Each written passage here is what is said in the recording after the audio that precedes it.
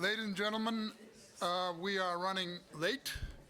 The good thing is there's no lunch waiting for us in the immediate 1 hour, but we'll try to do this as fast as possible. And as Thank you very much. Thank you very much. Thank you. Thank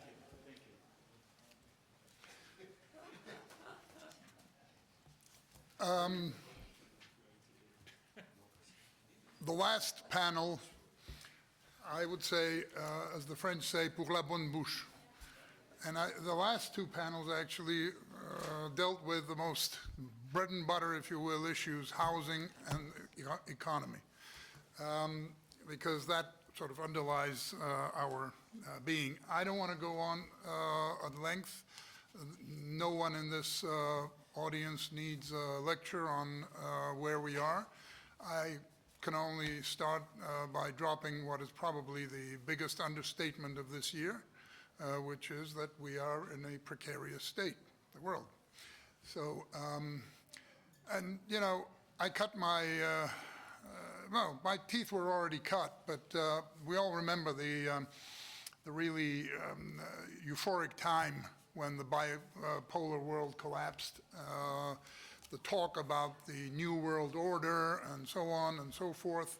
Well, we've just completed the first quarter of the 21st century, and we are in a totally wrong place from which we were hoping we would be in.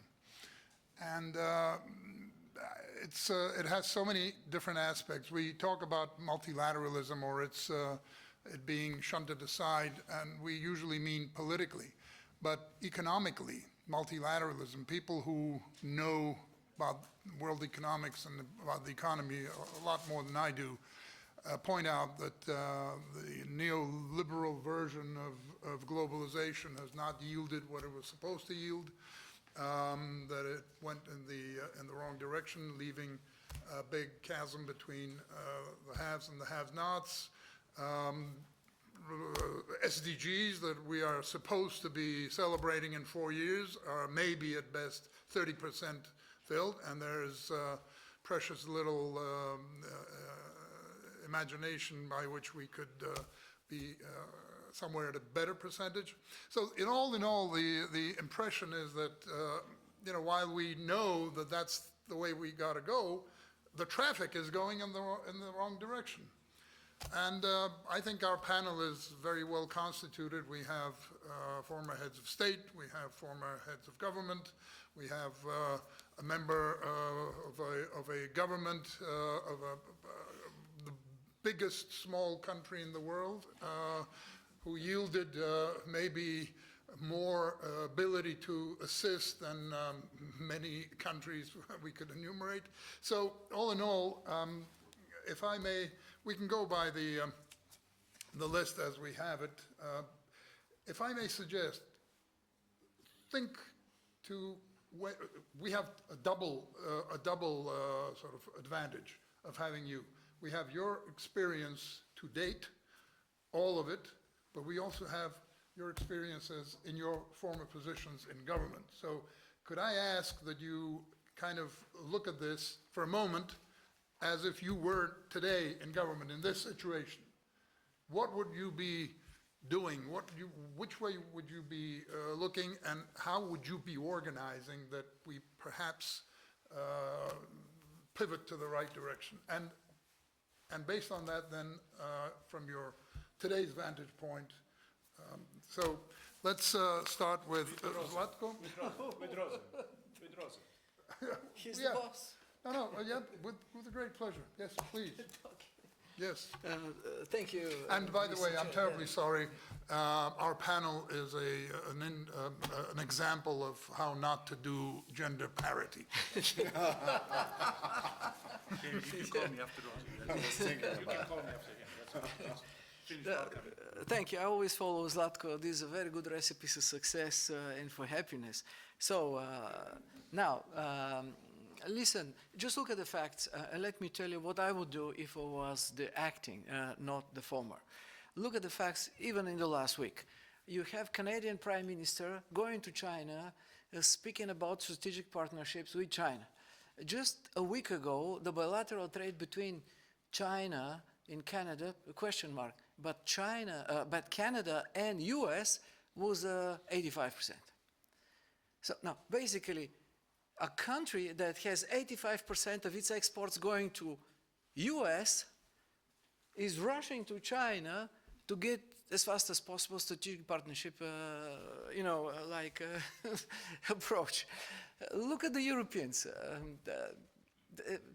totally understanding where we are and walking a year after what happened with the new American administration and with Putin, we're just hedging towards anything that might happen in the future.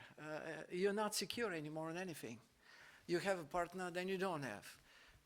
You believe in a free trade, then you're getting taxes. Just look at Switzerland. Think about Switzerland for a minute. You are building your, how should I say, independence in your constitution.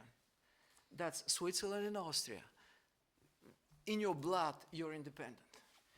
And suddenly, you don't have the rules and the regulations to keep you independent. You are independent, you're strong with your independence when you have rules that keep you safe. But there is no such rules anymore.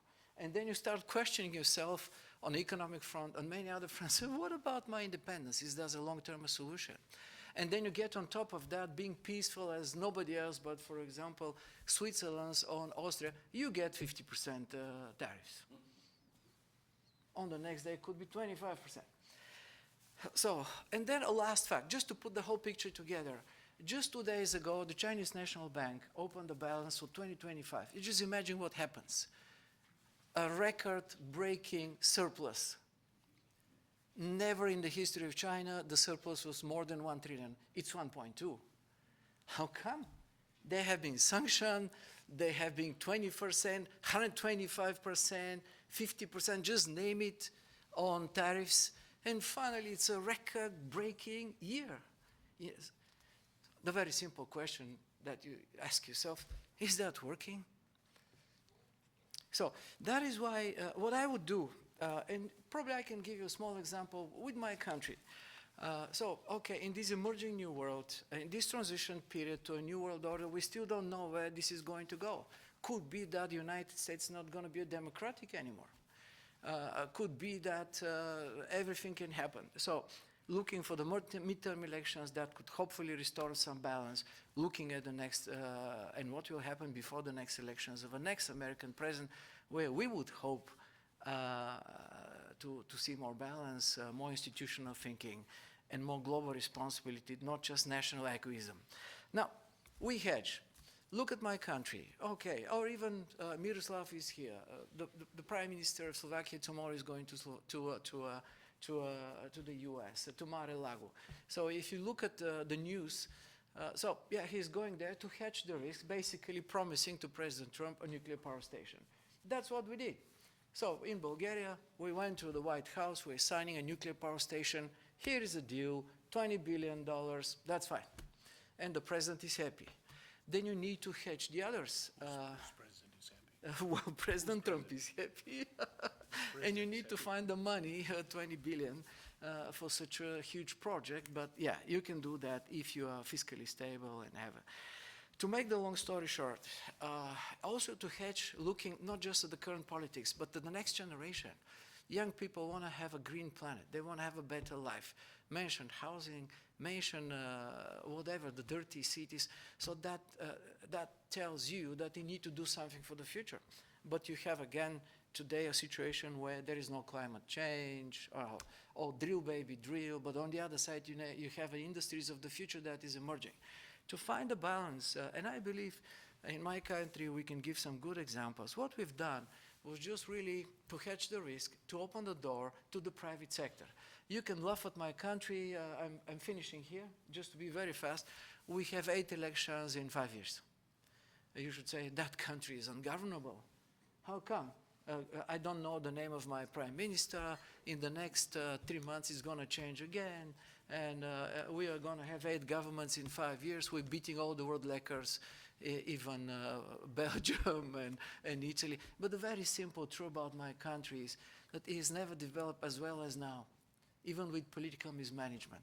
It has never been as rich, as free, as prosperous, as efficient, as competitive. You have a deep political crisis and below 3% unemployment. You have a huge political crisis and 15% increase of income, and government debt is below 25%. We have, in a sunny day, 100% of our solar covering the economy. 100% of the economy is covered by solars. 70% today of the economy is covered by batteries. And we're building nuclear, this and that, looking for gigafactories, whatever. The very simple understanding of the situation is that you need to balance. You need to hedge for the future, but not to go back to the past. You need to bring the private sector to a new gear, to a new speed. And my country is a good, again, example of that.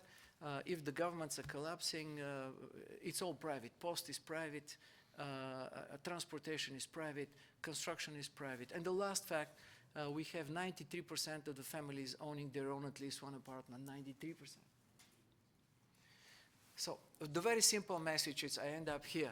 Even with mismanagement of political elites, you can do a lot to develop your country. Thank you. Thank you very much. Speaking of not knowing the name of the Prime Minister, I've devised over the years of travel a system of my own to define if a country is well off. If the cab driver coming from the airport will tell you everything about politics in 30 minutes, it means the country is really bad off. If the cab driver has no clue who the Prime Minister or President is, it's a good country, well run. Zlatko, if I could ask you, you have the same sort of advantages, except you are also permanent representative in New York, which adds an additional layer of an additional multilateral battlefield, if you will, but also an additional ability to navigate all this. So could you please? Yeah. Well, of course, I'm coming from the country where cab driver knows everything. That's what you expected to hear, right? But most of the time I live in New York, and believe me, cab drivers know everything. In New York, they did not know everything so far, so long time ago.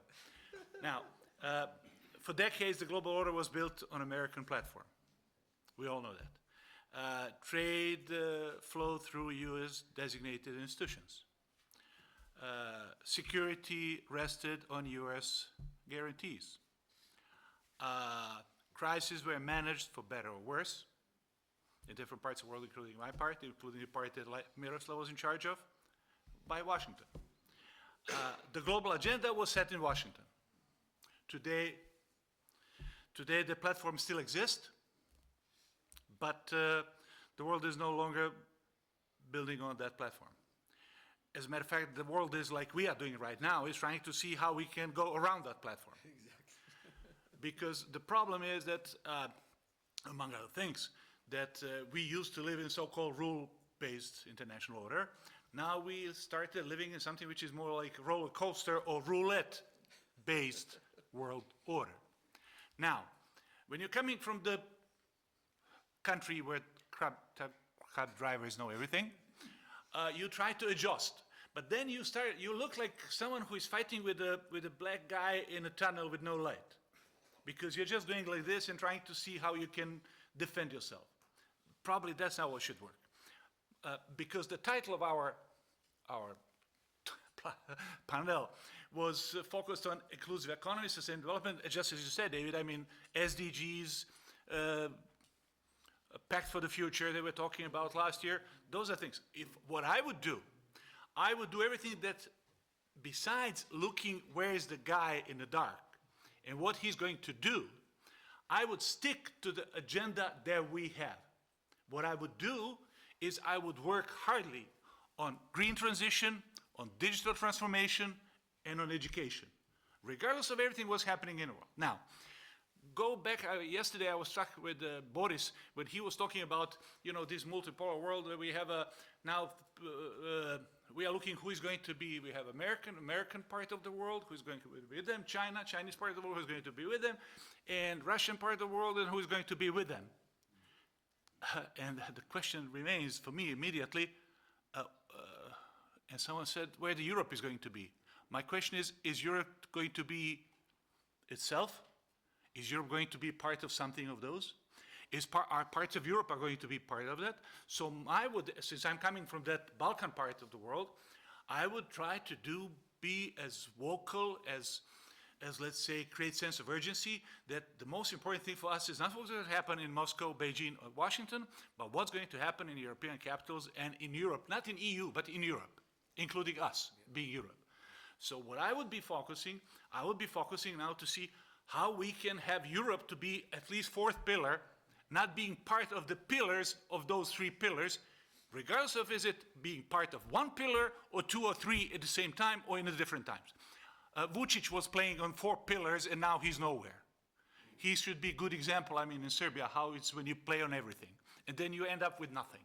Or you end up with what he ended with, and he knows better than I do what he's ended with. Now, having said so, I think it would be, what I would do, David, I would focus on those things that are just like Rosen was talking about Bulgaria. And conclude with, how the things are unpredictable. We should, because last days I was going all over different global risks reports. There were 3, 4 excellent global risk reports. Yesterday was World Economic Forum report printed, then Euro-Asian Group report, then Time report, and there were excellent reports. And they're really focusing what will be the problem, and there's a lot of alignment of it. But to conclude with what Rosen was using, today we were talking about China. If he didn't start with the Chinese-Canadian example, I will start with it. Chinese-Canadian meeting today. You can already go to American media and American social networks. You can see how Americans and Canadians are divided over this deal in between China and Canada right now. They are now dividing it that, Canada is a traitor, blah, blah, blah, and so on, and so on, and so on, and so on, another division. But part of that deal, David, is that today they agreed that Chinese will low down the barriers for agro products and the things that Canada is producing. They will just dramatically scale it down. You know what they'll get in return? They will get in return 0 tariffs on electronic cars, okay? You can imagine what does that mean for the neighboring country. You can imagine what does it mean to auto industry over there, and so on and so on. And I'll conclude with this. Today, for me, the Beijing news was, do you know that last year was the first year in a row of last 5 years? In the last 5 years, the China-Russia trade was going up every year. Last year, 2025, is the first one that was declined, okay? Declined. When they made statistics now for 2025. But today, China announced that they are stopping 30 years agreement made back in 15 years ago. China was buying electricity from Russia, okay? And today they announced they stopped buying electricity from Russia. So today, China it's an area of 4 billions gigawatt hours per year. This is enormous amount of money, an enormous amount of energy that for the last 15 years, Russia was exporting to China. Today, they announced that they are stopping the 30 years agreement. Maybe it's completely circumstantial. Maybe it has nothing to do with what we are talking about. But what I'm trying to say, I'm just giving another example of roller coaster roulette-based international law and relations in between major players, not only multilateral, but in between the major players, in between them. In that sense, us go back to the basics. Digital transformation, education, green transformation, do your own business, do what you can do in your own country, do it, and cooperate with your neighbors. Do trade with your neighbors as much as you can. That's it.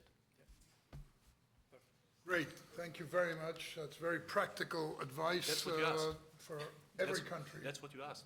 With informed cab drivers or without. But you've also set up an excellent, you raised the ball for me to smash in the direction of Yves Leterme as the representative of organized Europe, as I call it. I remember in our first meeting when I was chairing your executive briefing here at UNOG, and I've been quoting you since then. You said international organizations have a reason to exist if they bring added value. And in that light, I don't want to juxtapose that statement, it was on international organizations, but from that statement to today's, the way the world is organized, and namely the European Union and its predicament, because we all thought it had a double whammy. No more Russian gas, cheap energy, and no more American nuclear umbrella.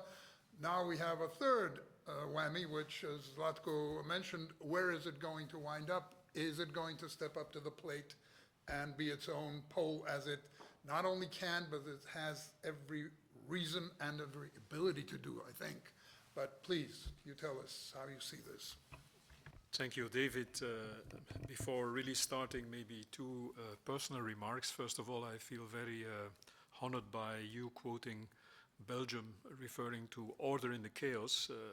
I would say the perception of Belgians is most of the time just the opposite, that we are chaotic. But anyway, and then in terms of the cab driver, just for the anecdote, recently I took a taxi in Brussels, and a guy that happened to be a DRC citizen afterwards, he looked at me and he said,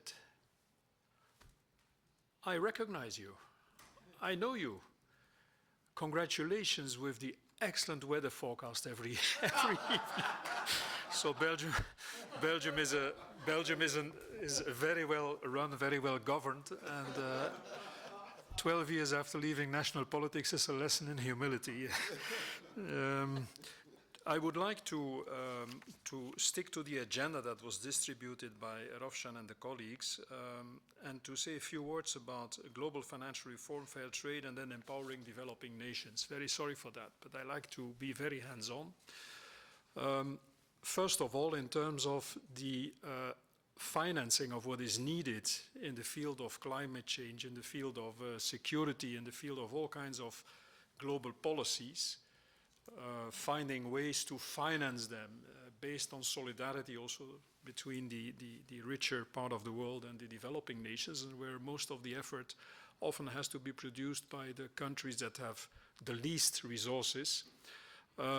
I think we face a triple deadlock that is a little bit under the radar now, because the tactics of the American leadership now is to overwhelm us with all kinds of news on all kinds of topics, and then have that kind of accelerationism. And so at the end of the day, very important topics don't make it to the top of the agenda, which they would deserve to be on.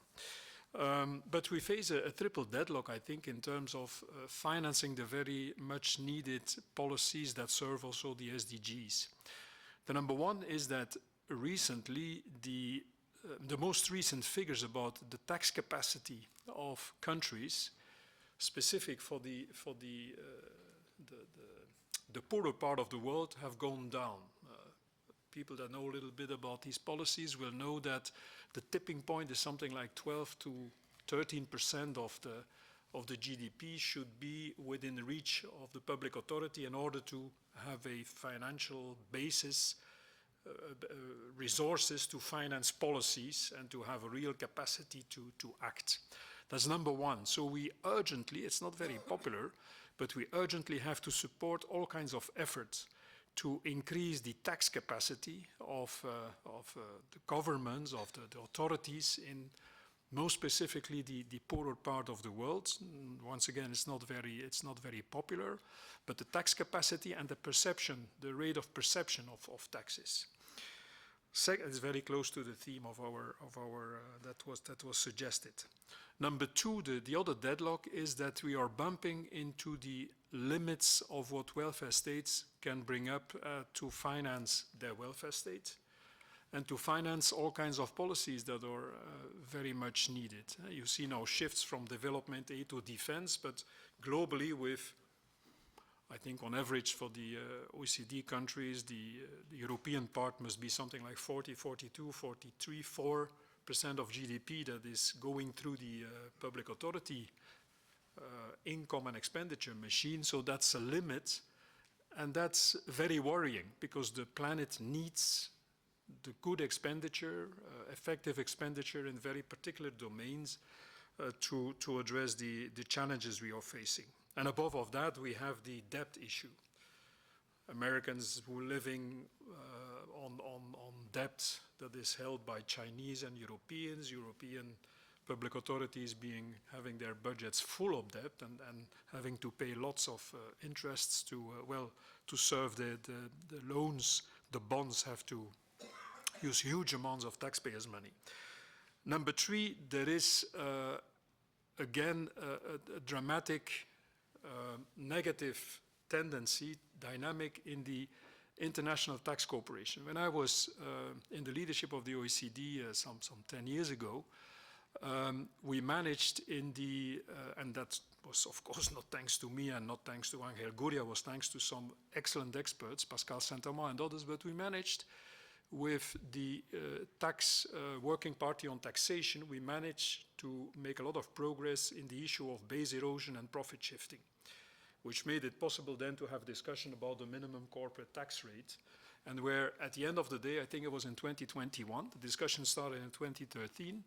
In 2021, under the impulse also of the Europeans, to put it at the side of the credit, to the credit of the European Union, including the US, agreed to impose on the big multinational companies some measures, some streamlined measures, where the tariff was the most spectacular, but also underlying very concrete measures to avoid this base erosion and profit shifting.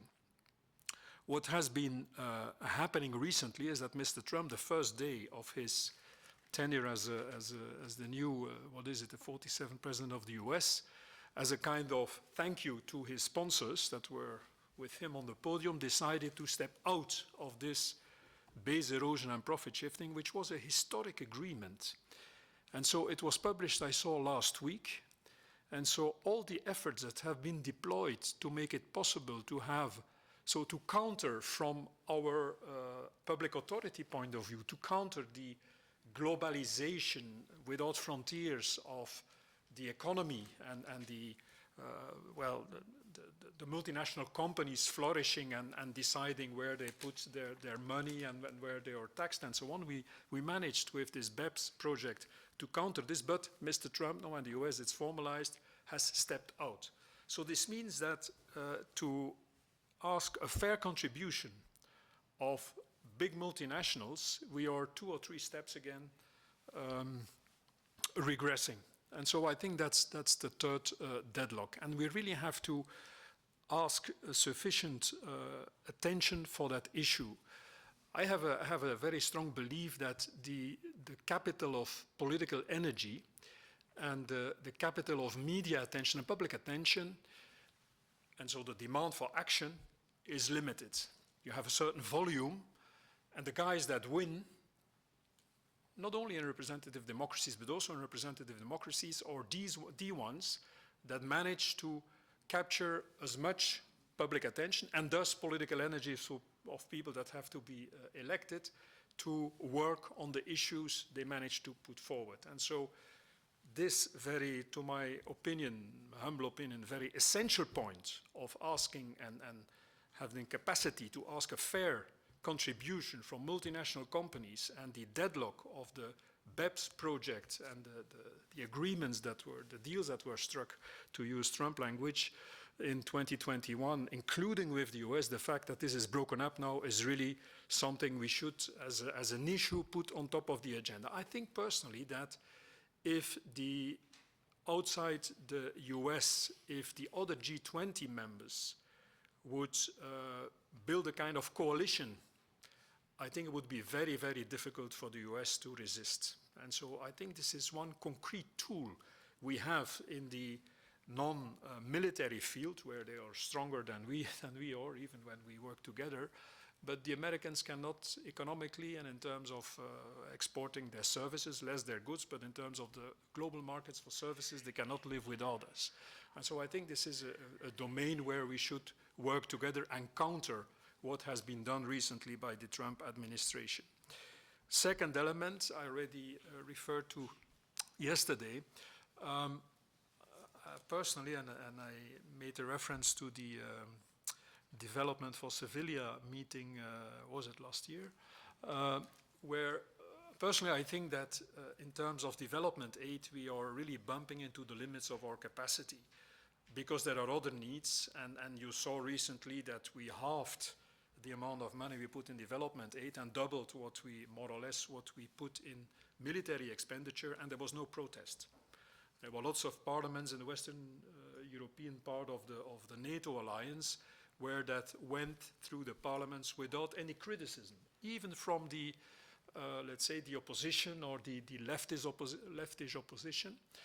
That means that the dreams of the 0.7 of GDP spent in development aid and a massive transfer from developed nations to underdeveloped and developing nations, that will remain a dream, I think. And so I would like to conclude for that reason to once again suggest that we use the best brains we have in the world to try to find out if we cannot find a way to take a tiny little part of the added value, the wealth, the enormous amount of money that is now brought on the table, well, not on the table, it's in the stock market and it's in the yearly accounts of these big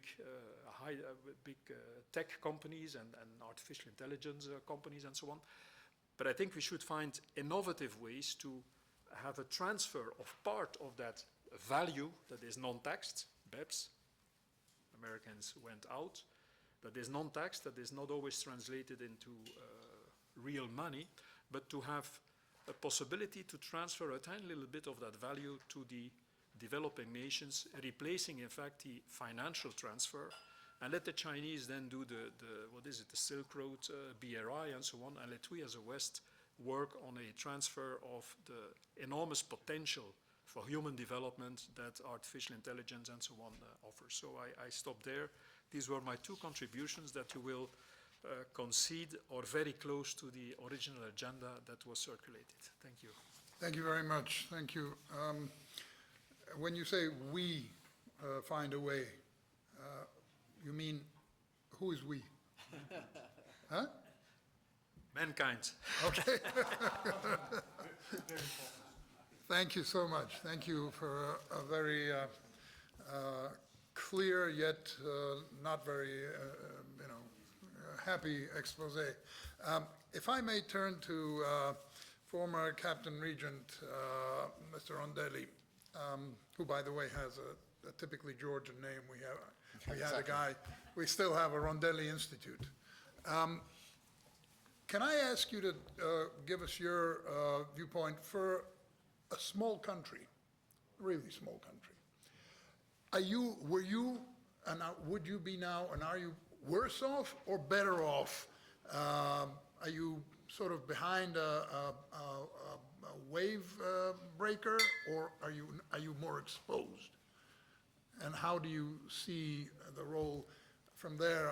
I'd like to extrapolate onto other countries. Like that. Thank you. So thank you so much. You downgrade the size of countries from Bulgaria, the Balkans, then Belgium. No, I don't downgrade. I go by the list here. But Switzerland is a little bit bigger. Switzerland, so I have my own reasons. Well, small countries can be part of a mechanism. The danger is that we are part of a mechanism of neocolonialism. What I can tell you is that in the last year, and just a few months ago was the last experience, groups or companies or let's say government were trying to enter the country. Last one was a Bulgarian group that tried to buy a bank. A couple of locals were arrested for corruption.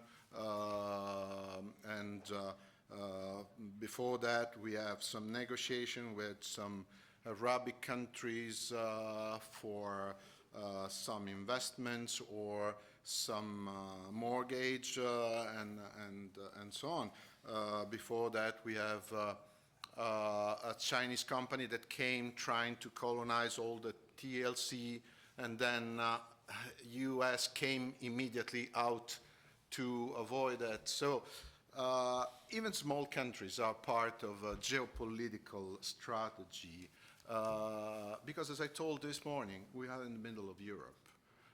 Even our country are in the middle of Europe, and the kind of attempt of colonization of our country could be dangerous for all the countries around. So I'm glad that Zlatko concluded his intervention with the suggestion to strongly relate with neighbors and try to build up a network. It's what we are doing, not only with Italy, that is natural for us as envelope country, but with also some other countries of the Ionic and Adriatic area. We are in that network too. I can give you an example about energy. Obviously, our land is quite reduced. We do not have big production plants, but in the last year, we tried to improve with some money to private people the idea to install solar panels everywhere, to try to download the percentage of fuels necessary of energy coming from outside of the country. Then another option was recently to buy some solar plants in different countries, mainly Italy, obviously, and to transport energy via the networks, the Italian networks. We are part of the energy trading agreement, European Energy Trading Agreement, and so we sell and buy energy in that way, and all, as you know, all the percentage and oscillation of the price are money, and it could be an income. So we survive for years with that, our energetic system. Even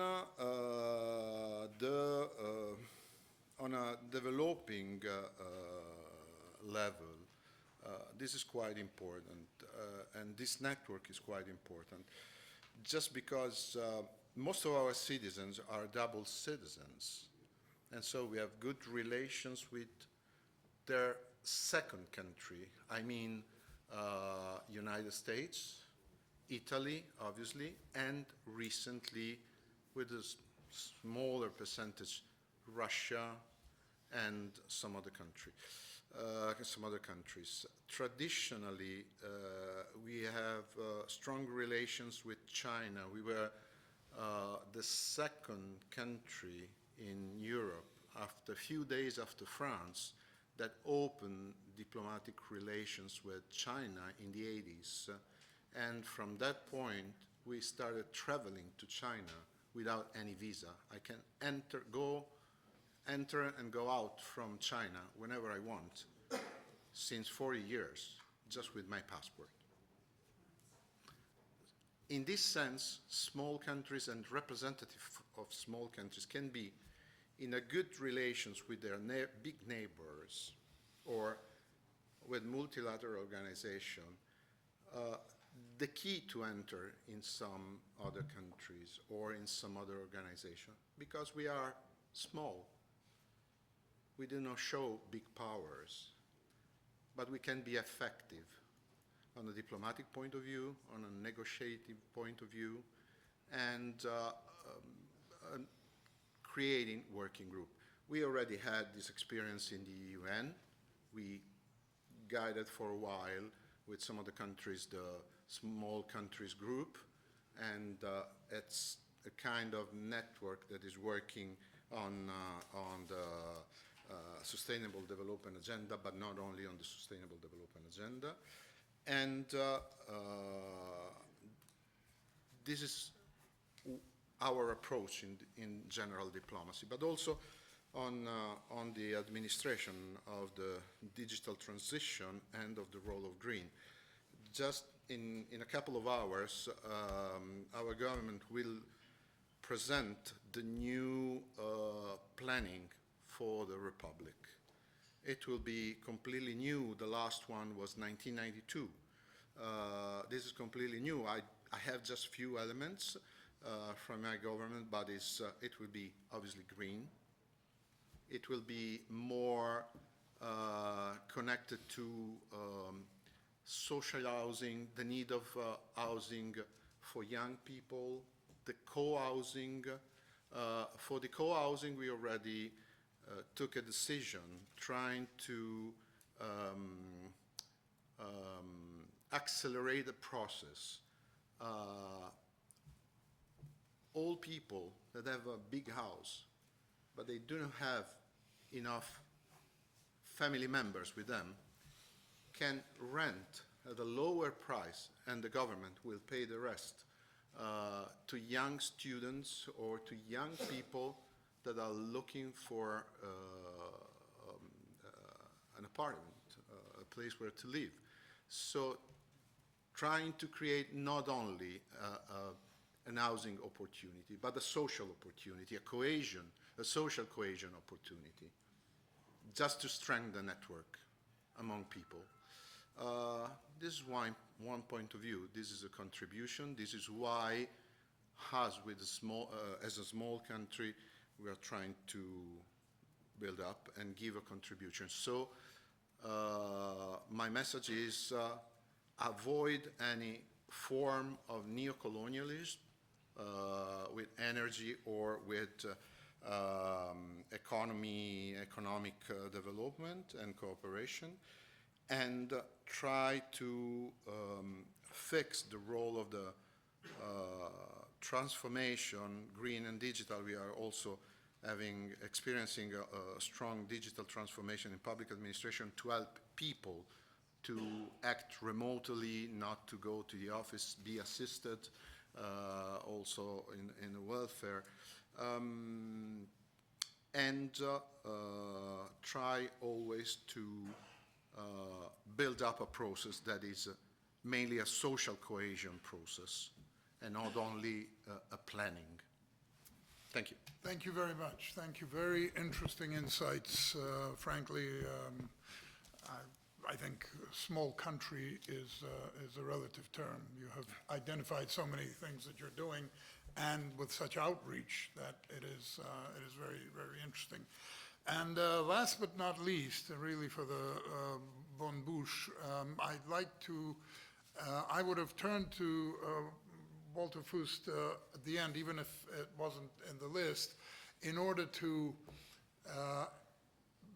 ask you to base on you are someone who was a major global player from your ability, Switzerland's ability to provide development assistance and any assistance in general.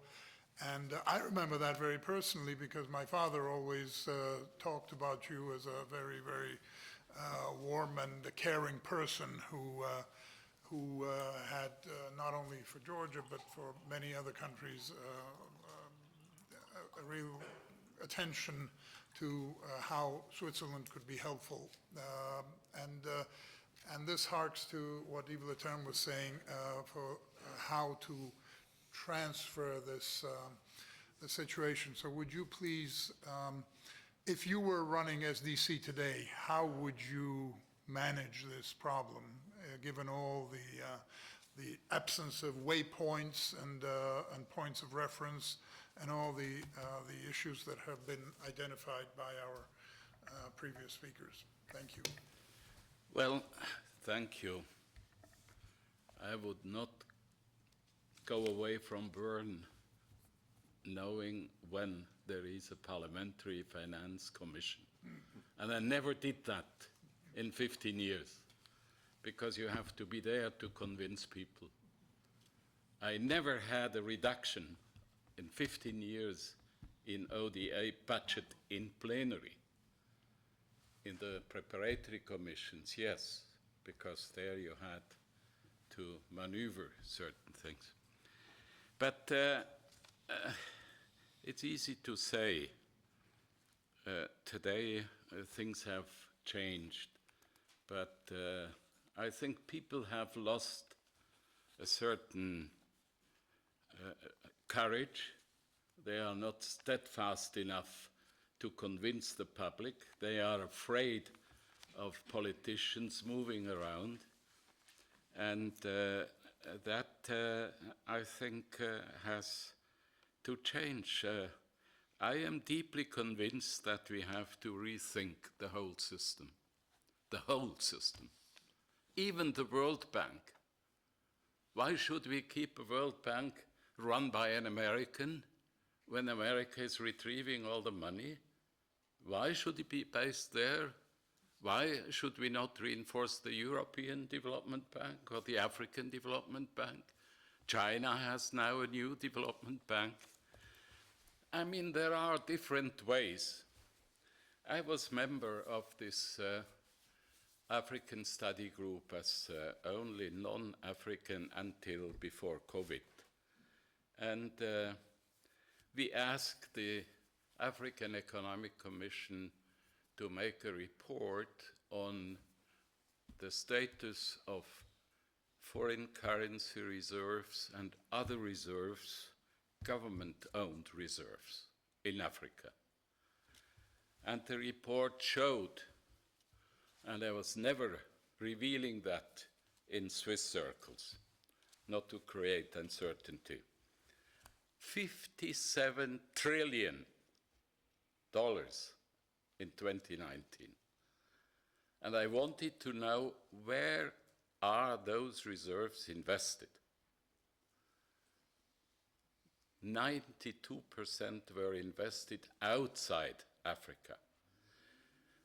And I would say it's even not the fault of the Africans, because the banking system, the international, is not functioning in favor of Africa, nor in function of certain other regions. And there we also have to rethink.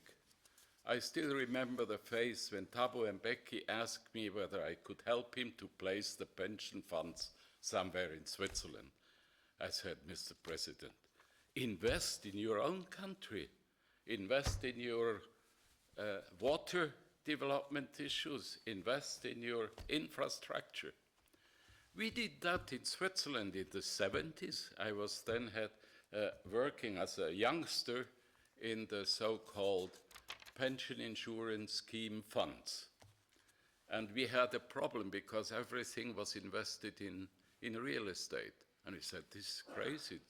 Inflation is going up. We have to find other ways. Cities, cantons had no access to the capital market then, here in this country. And I said, why can we not borrow them to 3 or 4% interest rate money to develop infrastructure? And then to set up a scheme to guarantee those investments. And they said, only a youngster can have such a crazy idea. But half a year later we did. And we started to open the capital market to sub-sovereign lending. And sub-sovereign lending is in many, many countries not yet possible or not adequately run. So making 2/3 of the world population, or even 3/4 bankable, is a tremendous issue. But it is an issue for the future, long or short term. It is not going to happen very, very quickly. You need their institutional reforms, and you need incentives. You need a lot of let's say, protagonists who are ready to move ahead. We just heard in the session about habitat and Mr. Leterme's consideration. Why do we not have, let's say, funds, low-income funds to invest into housing or habitat? Why don't we do that? Maybe it's on the longer run much more sustainable than it is to have fluctuations like this. We had such schemes through the cantonal banking system in Switzerland, but some went bankrupt. I have to be careful in giving them as an example. But beside this rethinking the whole system and in preparing a little bit late evening thoughts over the last couple of days, I came to the conclusion that going to globalization, I think it's we have to rethink also globalization. It's not so much an issue of reversing it, but it's more, or reversing integration. It's more a matter of redesigning it. And I came up with, or I also read some literature, but I concluded that 5 major points, strategic pillars, would be: first, we have to go from efficiency to resilience. The second one would be we have to go from free trade to fair strategic trade. The third, we would have to go from global uniformities to regional and plural models that open a lot of scopes for realization. And the fourth point could be to go from growth-centered to inclusive globalization, because the globalization dividend for a lot of people on this earth was obviously by far too small. Then the 5th point would be from market-led to go to institutionally managed cooperation. And there we join for this whole system to rethink also the whole of development investments. It's not ODA, it's not development help, it's investment contribution, and we have to create those vehicles. Whether there are deals based on that remains to be seen, but we have to prepare those vehicles in an adequate way. So I would conclude in saying it is not a deglobalization we should have in our heads, but we should rather think about how to re-regulate globalization in a way that middle-sized countries, Europe, East, Western Europe, other regions of the world would be in a better position to participate and benefit. Obviously, it's a long-term issue, but I wouldn't be so nervous about what's going on. You know, every morning when you go up and you read the news, you say, where I am, what is going on in this world? But in the evening you say, it's all known. So why don't quiet? I mean, even big economies are changing. But when I look at the geopolitics, it's pretty obvious who is going to win, and that's China. That's for definitely China. I do not come back on what I said in another plenary about certain big investors in the US market, but Europe has taken a decision which is of key importance to make this group of countries staying together for increasing the expenditures on defense and to build up the capacities in Europe to do so, and that will reduce the capacities of another big protagonist, and that is going to hurt that other big partner overseas. Thank you, and sorry for my open thoughts. I'm not accountable anymore to some masterheads. Thank you very much. Thank you so much. Incredibly interesting points, and I'm just very happy that Nizami Genjavi is capturing all this on YouTube, but also we saw the excellent report that was printed. Before we close, though, I am tempted to ask if Mr. Ghanim would like to rebound a little bit on the change of the banking system, including the World Bank. I'm just curious, but not to be defensive, but your views. No, obviously, I think Walter is right that this whole, not just the World Bank, the whole Bretton Woods system needs to evolve. Just look at, if I may just take you back to what happened in Bretton Woods itself. You know how many African countries were present in Bretton Woods when all the system was created? 4. And I'll give you their names. South Africa, apartheid regime. Egypt was a British protectorate. It was still King Farouk, right?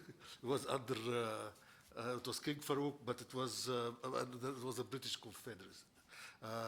Liberia, and which also was not an independent country, and the last one is Ethiopia, which also was Italian.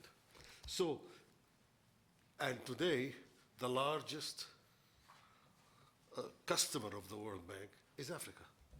So all of this is, so we have, and IMF. So we have created, so this system was created without much participation from the people who are using it now. And so it is normal that as things change, it has to evolve. Now, you cannot, I think it would be impossible, again, it's like this, the reform of of the Security Council. It would be impossible to tell the US, you cannot have the presidency of the World Bank, or to tell the Europeans, you cannot have the managing director of the IMF. However, you can do some changes to give more voice to others. For example, the president of the World Bank is also chair of the board of directors. In most big American corporations today, the chair of the board is different from the CEO. So why don't you, for example, say, we will create a chair of the board who's not an American? And I would suggest an African, actually. Similarly at the IMF. So there are solutions. And there are solutions, and many of us have been thinking of the kinds of options that you can do to help those institutions evolve within the constraints, within the geopolitical constraints that we have. So, but it is a very long subject. Actually, with my colleagues at Brookings, we wrote a whole book. So if you are ever interested, Thank you very I can much. send you the book, David. Thank you. I think we've run out of even injury time, which I added a little bit. And I'm not certainly going to try to wash anything up because I wouldn't be able to do justice to the brilliant things that have been said here. One thing that is clear, though, is that when we talk about change of eras and the need to review multilateralism and so on, if not at the level of the Bretton Woods conference, but we have to front and center talk about the multilateralism of the economy, of trade, of finances, and otherwise we will remain slightly hanging in the air and not grounded in reality. So thank you so much. It was a very interesting panel, and I'm lucky to have been asked to moderated with such participants. So all I have to do is thank you and thank Nizami Genjavi for an excellent conference yet again. And I'm very happy that they keep coming back to Geneva. It's been a few years now. So thank you, everybody. And actually, huge thanks to David Chikvaidze, because he is a person who opened all the doors in the UN building. He knows how to manage the entire system. Thank you very much. Thank you. You are all invited. We have a short, I hope short briefing going through the program and particularly Global Baku Forum. So you all as the members are, it's not only board members, all of you as the members of NGIC who are participating in it, we are very welcome that we go just across, not across the street, but across the hall, just to go through the program, last final go through the program for Global Baku Forum, okay?